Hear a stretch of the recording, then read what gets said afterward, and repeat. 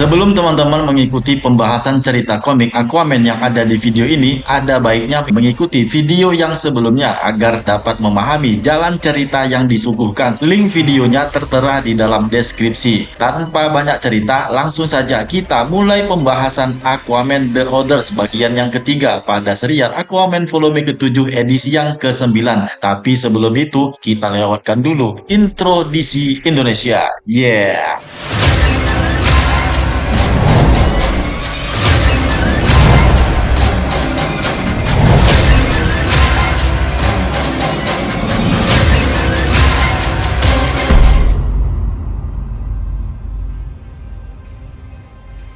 Cerita diawali dengan menampilkan Black Manta yang sedang menyusup masuk ke kantor pusat kesehatan Angkatan Darat Amerika Serikat yang ada di Jerman. Di dalam gedung itu ada seorang pria bernama Dominic Torres yang merupakan seorang anggota dari tim lamanya Aquaman yang disebut The Others. Dia berada di dalam ruangan kamarnya yang sedang melihat beberapa foto kenangan lamanya ketika dia menjadi seorang prajurit tentara. Tiba-tiba panggilan ponselnya berbunyi dan dia mengangkat panggilan telepon dari seseorang yang mengatakan kepadanya untuk tidak menghubunginya lagi. Panggilan itu tidak jelas entah dari siapa. Torres pun ingin bertanya kepada si penelepon, namun orang itu langsung menutup panggilannya dan di saat Torres akan menelepon kembali, tiba-tiba Black Manta menyerangnya dan berkata tidak ada panggilan lagi. Dengan kondisi lehernya yang terikat seperti itu, Torres berusaha untuk melepaskan dirinya dari musuh yang menyerangnya. Dia mewujudkan kenangan masa lalunya bersama prajurit militer dan menyerang Black Manta kembali. Dia pun mengungkapkan identitas dirinya sebenarnya adalah Prisoner of War yang kemudian memakai artefak Atlantis yang dikenakannya, Manacles of Force. Black Manta pun menyatakan bahwa Manacles itu adalah miliknya. Dominic Torres pun dengan kemampuan alat yang dikenakannya itu langsung menembak Manta dengan pistol yang baru saja dia ambil di bawah bantal kasur tidurnya. Bertekad untuk tidak membiarkan Black Manta menyerangnya, sehingga membuat si Black Manta pun jatuh tersungkur di saat Torres menyerangnya. Melihat orang yang menyerangnya seperti itu, Prisoner pun segera melarikan diri dengan melompat keluar jendela dan berlari ke tengah jalanan. Hanya saja pelarian Torres ini dikejar oleh Black Manta.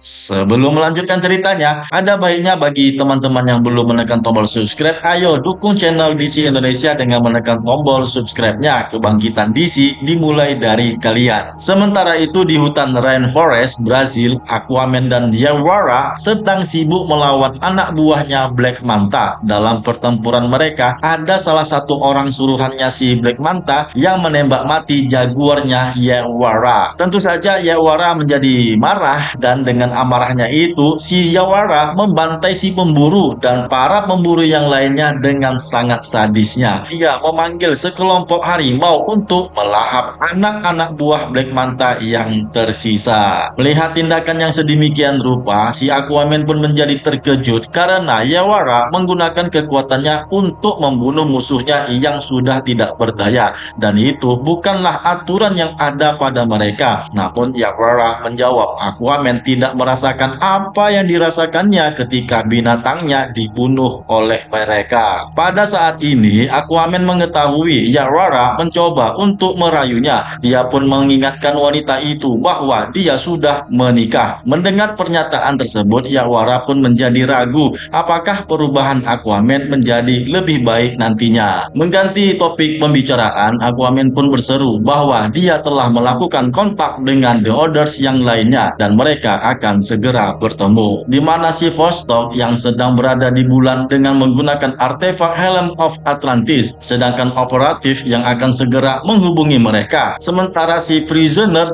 seperti yang kita ketahui, dia sedang dikejar Black Manta di tengah kota. Berpindah ke Mera dan Dr. Shin yang sedang memeriksa artefak kuno Atlantis yang ditunjukkan Aquaman sebelumnya. Setelah mengetahui tim The Others dari Shin, Mera pun kemudian meminta Dr. Shin untuk menceritakan menceritakan semua yang dia ketahui mengenai Black Manta. Dr. Stephen Shin pun menjawab sebenarnya dia sudah bertahun-tahun tidak pernah bertemu dan berbicara dengan Black Manta. Suatu saat ketika dia bertemu dengan ayahnya Arthur, ya si Tom Curie, yang menyelamatkan Dr. Shin ketika pada suatu saat dia melakukan ekspedisinya yang gagal mengenai keberadaan Atlantis. Tom Curie pun memperkenalkan putranya kepada Dr. Shin. Nah, di saat itulah di mana Tom meminta Shin untuk mengajarinya cara menggunakan kekuatan putranya itu. Dari Tom Curie lah si Dr. Shin ini mengetahui apa yang disampaikan Tom Curie mengenai cerita Atlantis dan ratunya, yang di kemudian hari Dr. Stephen Shin mencoba untuk meyakinkan Tom Curie dengan maksud untuk membuktikan bahwa ekspedisinya itu mengenai Atlantis adalah benar adanya, di mana adalah dengan mengungkapkan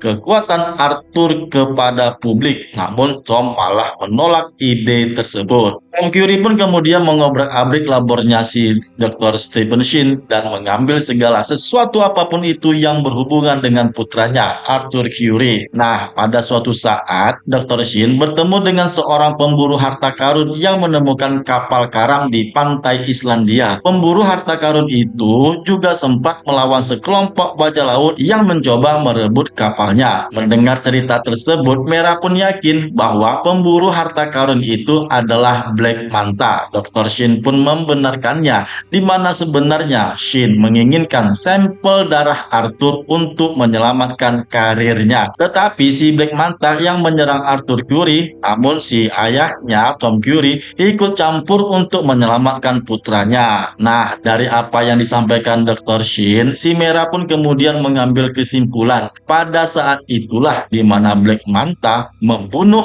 ayahnya Arthur Curie. Tapi Shin malah membantahnya. Sebenarnya ayahnya Arthur Curie, Tom Curie, menderita serangan penyakit jantung dan meninggal setelah 3 hari kemudian pasca serangan Black Manta kemarin, yang dimana kematian Tom itu meninggalnya di rumah sakit. Aquaman pun menyangka ayahnya itu meninggal oleh karena gara-gara penyerangan si Black Manta kemarin. Nah, di saat inilah Shin pun bercerita ada adegan di mana prisoner masih dikejar Black Manta di tengah kota. Sementara itu akhirnya Aquaman bertemu dengan Black Manta di Jerman dan cerita pun bersambung. Ya, berbeda ya kan dengan versi layar lebarnya. Kalau di komik, Aquaman membunuh ayahnya Black Manta itu dengan cara yang tidak sengaja, dan ini akan diungkapkan pada video cerita komik yang selanjutnya. Terima kasih kepada teman-teman yang masih setia menonton video ini. Kepada yang sudah subscribe, kalian sangat luar biasa. Kenalkan, nama aku Jimmy Brainstorming, satu-satunya admin yang masih semangat membahas cerita video komik DC. Jaga kesehatan teman-teman semua ya. Semoga kita tetap sehat selalu, tetaplah berpikiran positif. Semoga dipermudah dengan semua urusan. Sampai jumpa di video selanjutnya dan salam DC Indonesia, karena kita pecinta DC dari Indonesia. See you next time and bye.